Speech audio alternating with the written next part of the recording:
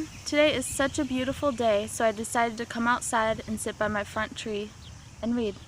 I've got a few really great art books here I'd like to show you.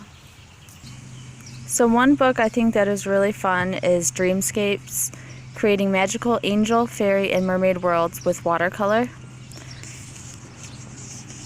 There's a lot of beautiful illustrations and how-tos. So I'm just going to read a few passages from this one, and then I'll show you some other great books. So part 1, Materials and Techniques. It can be a daunting task to sit in front of a blank sheet of paper with the expectation of creating something magical. Yet, possibilities and inspiration are all around, from other artists and from nature. Even the mistakes that we can be so fearful of can be turned into unexpected and unusual results.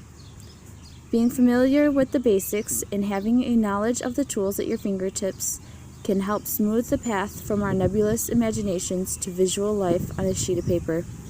Practice is the only way to turn that obstruction of physical tools into a magical bridge of legions of wonder that can flit, swim, and glide across any colorful realization of the once blank sheet of paper.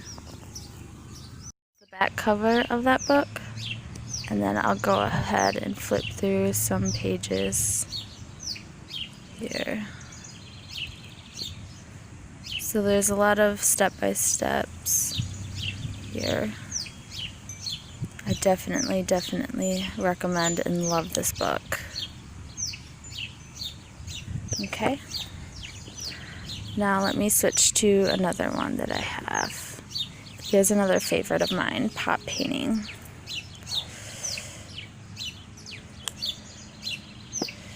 I'm going to do a quick little flip through. It has some beautiful illustrations and how-tos.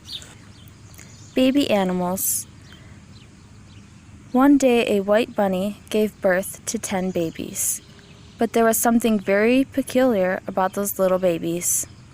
Each one was a different color. Not a single brother or sister was the same, but Mama Bunny loved them all. I'm not really sure when I came up with the idea for this painting, but as soon as I sat down to create it, I knew it would be very special to me. As part of pushing my own boundaries, I took a leap of faith and imagined the story. I decided to create this painting even though it doesn't have a girl in it at all. It's important to step outside your comfort zone. Otherwise, paintings with rainbow bunnies wouldn't exist. It's very true. So it gives a step-by-step for that painting, and I absolutely love the backgrounds that she uses. I've utilized that in some of my paintings as well. Okay, and that's the back cover of this one. This is another favorite of mine. I'll go with this one. So this artist, I actually found his artwork online, I believe just zooming through Pinterest, and he became one of my favorite artists. And I found out that he has a book that has all of his beautiful illustrations.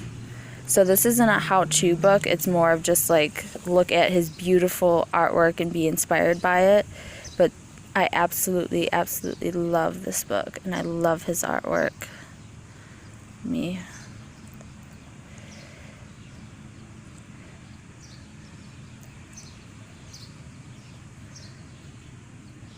The illustrations are so breathtaking in this.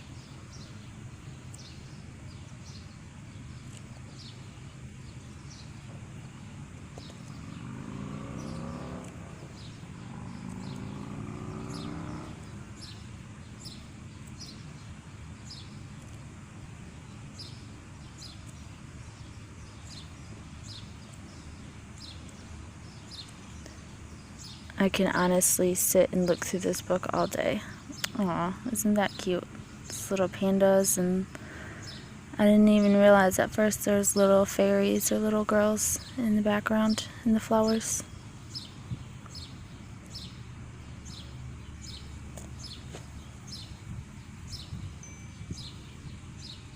Okay, that's the back.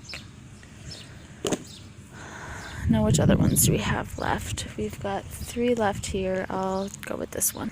And then there is this wonderful book, Flowers, the Watercolor Art Pad. And it's all botanical based.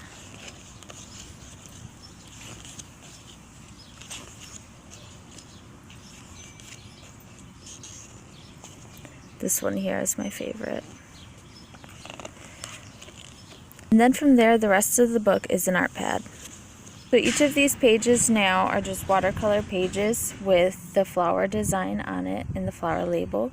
And you can look at the reference photos in the book to paint it accordingly. And this book is really inspiring me to paint some of the flowers I'm growing in my garden. It's by the same author as the pop painting one, Camilla D'Erico. I'm a huge fan of hers. Okay, so this is her manga one. Beautiful illustrations, step-by-step how-tos.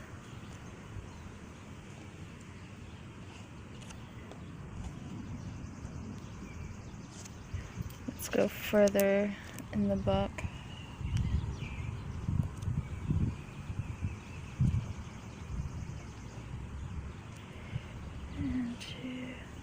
Oh, there's Tinkerbell.